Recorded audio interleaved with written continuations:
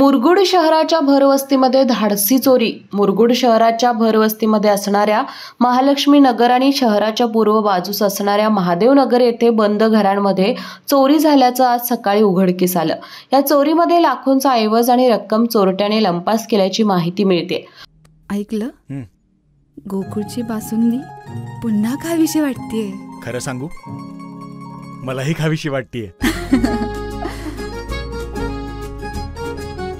पुन्हा पुन्हा खावीशी वाटणारी गोकुळ बासुंदी।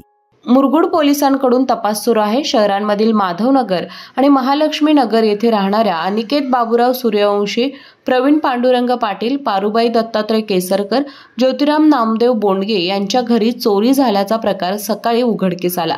सर्व घरे बंद असल्याचं पाहून चोरट्याने चोरी केल्याचा संशय व्यक्त केला जातोय। काही महिन्यांपूर्वी मुरगुड शहरामध्ये बंद घरे फोडून सोन्याचे दागिने आणि पैसे चोरट्यांनी लंपास केले होते। आज पुन्हा चोरी झाल्यामुळे नागरिकांमध्ये भीतीचं वातावरण बसलं आहे।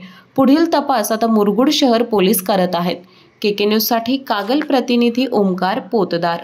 अशाच नवनवीन अपडेट पाहण्यासाठी आमच्या केके न्यूज चॅनेलला सबस्क्राइब करा।